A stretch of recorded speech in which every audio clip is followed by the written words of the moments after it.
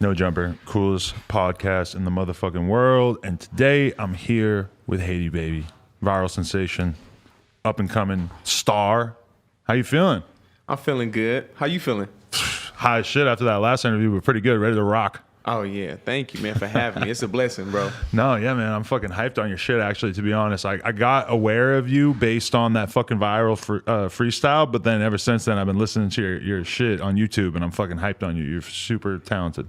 That shit, I appreciate that, man. Yeah, man. For real. Let's talk about it. You're from Stockton. Yeah, from Stockton, California. Rare ass place to be from. It's like when we think of Stockton, we think of it as the place that's so grimy that it birthed Nick and Nate Diaz. That's how I think of. Yeah.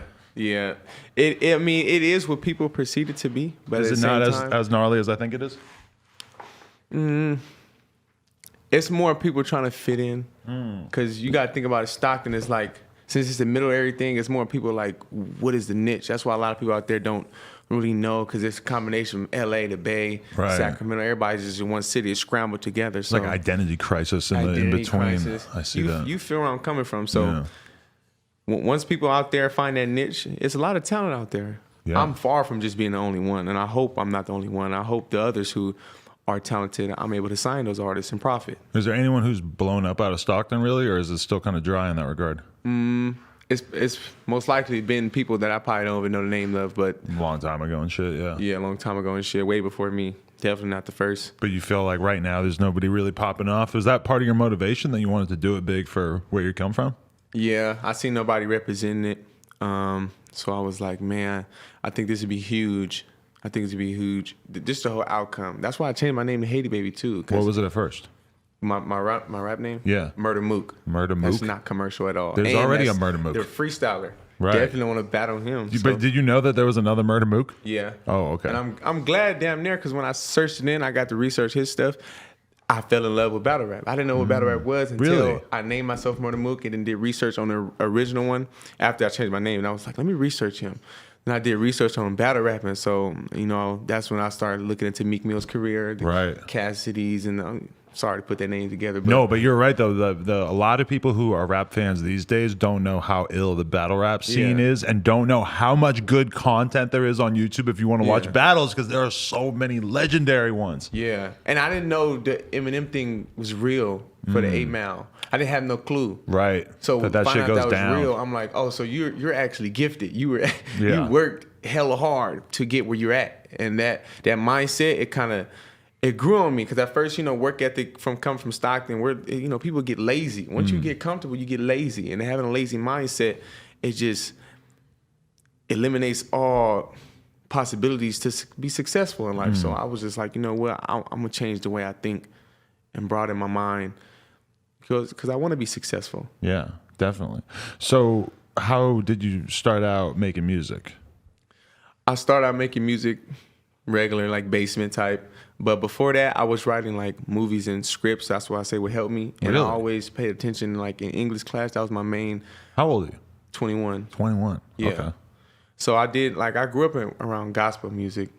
And like, I don't want to put anybody in just a gospel category, because Lauryn Hill makes excellent music, you know what I'm saying? So I grew up around that type of environment, Marvin Gaye's and Love Temptations. Martin Gaye. That's what I grew up around. My mom would play him constantly. Constantly. Yes. And then the advantage of YouTube, people don't understand, I start typing in John Denver, Rocky Mountain High, Colorado, start typing in, learning about Extension's career and people in my age group that I can learn from, because I don't want to be the kid that comes in. It's just everyone just, I want to do my own thing. I want to learn. I'm open-minded, open. My ears are just, I have 2 ears and 1 mouth, so I'll use these more. Being smart is always going to be a huge advantage, or being informed. Like if you're a young dude who only knows about the shit that's going on right now, that's Yeah. why there's so many rappers that just sound like fucking Playboy Cardi. Playboy Cardi's dope, but he's him, and there's like a million people just trying to sound like him, doing the same punchline, same everything. Those people would be wise to go get interested in other eras of music, other demographics. Fucking learn something. Look at Lil Nas X. He blew up. He made a fucking country song.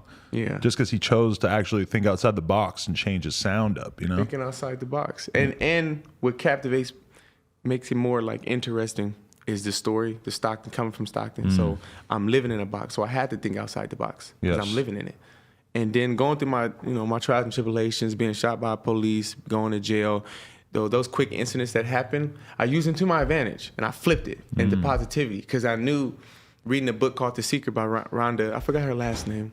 I can't think of it right now, but reading that book and controlling the energy and the wave frequencies I put out there, it just like, now I just go off energy. I go in the studio and I don't have to write. People would be like, "Oh, you just freestyle and just bullshit." I'm like, it's not that I'm bullshit. It's that I'm comfortable. Like right now, I'm comfortable right now. Like as soon as I walked in here, you gave me a good vibe. Your whole energy, your whole cast, Jason and all them.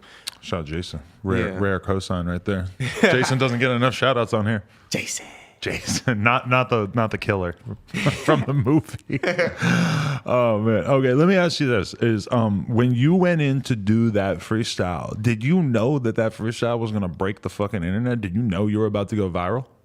I just wanted to encourage people to attempt the impossible, and I knew the it's all a part of my propaganda. I had this mapped out at the age of 10. I looked into Oprah when I was a young age, used to watch her little shows, and she was always talking about having plans, making sure nothing is like freelance. Write it out. And then if you write it out, you could tell the world it was freelance. They would never know. That's very smart right there. I've written all this out. Yeah, this has been, I knew I was going to get on the platform and do that and show my talent. But were you sitting there beforehand thinking, I'm going to go on there and I'm going to do the wildest freestyle that anybody ever heard, just to fuck with people, and it's gonna go viral, and then those same people are gonna go and look into my other music and figure out what else I got going on? I looked into my analytics and I checked out 85% of the people who watched that video went back and watched my music because my streams pop. So I do research, I study, I do stuff like this. So people think I'm just a regular rapper. I'm actually above, like, my mental is. So I'm already doing marketing. Like I'm just marketing myself. There's a bunch of promotion. Like every word, every melody you heard in that freestyle was from an up-and-coming song I would be doing. I just try to challenge myself. I walked into the room. Let's see if I can fit every song I've done, every song I'm going to promote in the future. Really? That was what you did there? That's what I'm missing out on, is that was actually little chunks of all the songs that I've been listening to? If I can scramble it, especially on the Timberland beat. Like I only heard the beat one time for 30 seconds and I cut it off. Then I went to the freestyle. So you got to understand, that whole beat was new. None of that was, you know what I'm saying? Right. Yeah, it just was new. It was brand new. I can do a freestyle right now. Let's hear it. Me and Adam, I was walking down the street in my pants sagging. Remember back then I said I was Bin Laden, but I'm good and I'm hood. And I'm good and I'm hood. Me and Adam, pants sagging. Remember back then I said I was Bin Laden, pants, yeah. No, I feel you though. Keep it 100, I'm a gunner, yeah. Thugging to the sun up with my thuggers, yeah. Freedom thugs, yeah. Need to sell no drugs. Free to plug your mind, fuck your intellect. Haiti Babii, I need respect. Run me my money, bitch, give me my check. Get hit, bitch, give neck. Slappy tight. It's just having fun. I like it, man. That was ill. You see, my words will come out positive because your energy. Right. Bro, other people get bad vibes. But people don't know that that's what goes down in the studio, is that really being in the studio is about just, putting something out there, just blurting out some sounds, going with some melodies, and then that's how rappers figure out what they're going to actually put on the track. And that's what I thought was interesting about you in that thing, is that's kind of what it felt like, is like you were just experimenting with different melodies and shit, like the way you would be in the studio. Yeah, I experiment with, basically what I do is I go in the studio and this is how I start the beat. I'm going to show you.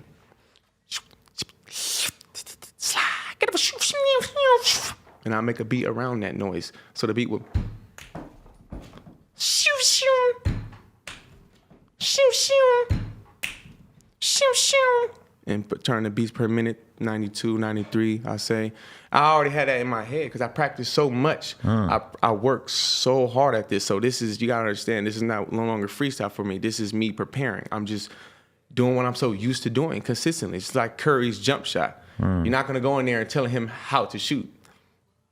You know what I'm saying? How long you feel like you've been making music for? Or that I feel like I've been making music this? since 10 months old. I feel like that. Really? Yeah. You just always had in your soul, you were a baby who was like, sort of had bars? I could never sit down. And I'm an entertainer. Like my bars are like, I consider my bars average. I consider my lyrics average. I'm an entertainer. My performance is by far like what you've yet to see. You know, Bobby Brown, Chris Brown. I'm bringing everything back to life. I'm making being humble cool again. Really? Yeah. You consider yourself humble? Yeah. Can't be humble in the jungle, though. Can't be humble in the jungle. But you know you had to struggle. Hey. You're making me want to bust some bars out too, bro. Come on. Nah, I can't do it. Come on, I get 50%. No, well, okay, fine. made the No. beat. When I came into the podcast game, I knew that I also had to take an oath to not rap. Explain. My mom was just like, "You're not gonna start rapping, right?" And I was like, "Nah, no way." But would you open your own publishing company? I have a label situation, a little low key label situation. I got some artists in the pipeline. I'm down to do business. Let's do it, man. Ooh, the Haiti Babii feature is a rare feature right now too. You had anybody big hit you up since the freestyle went viral? Yeah, I can't talk about it though. Really? Yeah. Too big? Yeah. The Drake verse is on the way? No. Oh, no. okay. No. Not yet. Hopefully though. Hopefully everybody taps in because I produce all my records. So Right. if you can't get a feature, you can get a beat. Right. Well, that's Like a good I'm not point just right there. no like. I want to break this down. I want to work with everybody. You know what I'm saying? But if you ain't got a bag, don't tap into DMs. You know what I'm saying? If You got look at- value to bring to the table. I'm offering a lot. I'm giving you a whole package, a whole show. Yeah, and that's how I always think of it. Is like, listen, if you go and pay for a verse from somebody, if you're confident in your music, then you should believe that you're going to be able to make that money back from that piece of work. Yeah. So And I'm very fuck a picky too. freebie. I would want somebody's best work on my work. Exactly. If I'm on your work, I would want it to be like sound a certain way. I would even boost somebody else's vocals up. Like, no, you need to be louder. This is your song. This needs to sound like this. I stay in the room when it comes. I mix all my songs. I stay in the room. Like I don't like. Like if you pay for a Gucci Mane verse Yeah. and people still don't care about your song, then that's a pretty good piece of evidence that you're not that good. That's an example, but somebody needs that. You need to throw something out in the water. You know what I'm saying? Right, yeah. So you need to get kind of little buzz to see where your crowd, see where your audience goes. Facts. Mm-hmm. How'd you feel about any hate that you might have got from that freestyle? Was there much of that? That's necessary. I needed it. Trial I'm by not trying to hear. trial by fire. I'm not into the game, and then of course I'm going to show love. I stepped in the game to show love, but do I expect that same feeling back? No, let's be realistic. I'm not going to get that. So obviously, I don't give a fuck. Do you give a fuck when you wake up when somebody thinks about you? Yeah, we don't give a fuck. We're some I don't give a fuck type people. And That's we're going to be facts. successful, and we are successful, and we're going to continue to grow. It's survival of the fittest. You have to be hungry, and I want this more than half the people hating on me. You feel me? I'm going to go back to school. I'm planning on getting my bachelor's. I'm doing like. Why are you what I going back want to do. school? You're not gonna be a rapper? For the resume. Go back to school for the resume.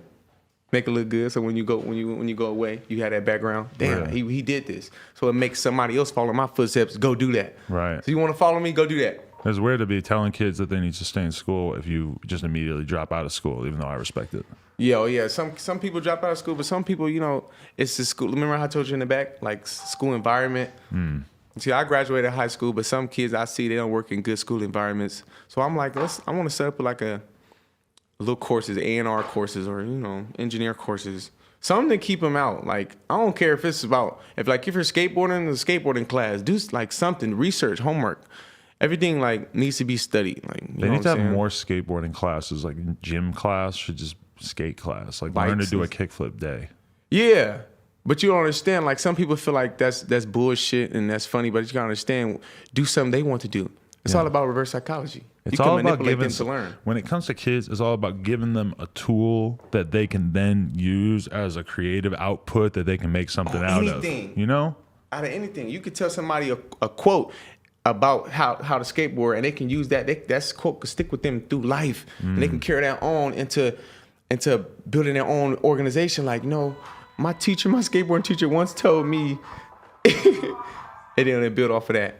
Oh. I was like, what the hell is that? Raising the bees. Yeah. Wait, but so you're a fucking baller, huh? Yeah. You were showing me some videos. You had some a dunking videos? crazy dunk. Yeah. I hoop back in the day. I still can hoop now. I dunk on anybody that want that. You were obsessed with basketball your whole childhood. When were you super good? Were you on like the high school team and all that shit? I was on a high school team. I always stay getting injured and stuff. Of course, I had bad grades like everybody else's story. But basketball for me was like once I learned that it's just I'm playing this just to get disciplined. I wasn't planning to go to the NBA. Really? That wasn't your goal? No. Why would that be You a goal? knew that you wanted discipline. Most people don't know that discipline is a good thing. Because I'm from Stockton. I don't have discipline. We're wild. I never wanted to be the type of... I knew that I wanted to do music from the jump, but I just didn't know how to step into it. I didn't know, like...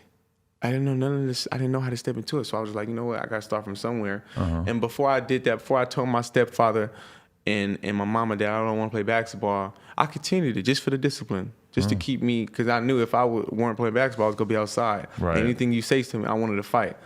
So when people ask me, if it wasn't for rapping, what would you be doing? I'd be like, you know what? I had discipline with sports, so I would have been in business regardless. I would have been making money regardless. I wouldn't be on the street shooting at you.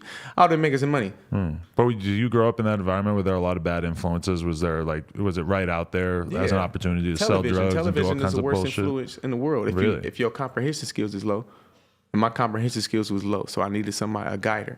Yeah. And my stepfather wasn't there 24/7 to, he had to work real hard. My mom had to work real hard. So coaches, secondary fathers, people, mentors, uncles, people keeping men around me, because a lot of people fall off course because of men or weaker women, and raising that person or being around that person, just a neighbor. So I always keep an open mind when I was young, being free, and always listen to coaches. And I would battle, ask questions, but I knew this is a coach. This is my moment to ask questions and battle, because I'm not going to get this in the future. Right. People are not going to give me no second chances, or run a lap and then it's okay. I'd rather go run and do a lap and work out, and you do that so I can be disciplined, so I know how to act, how to present myself. It's very wise. A lot of people don't understand the value of that.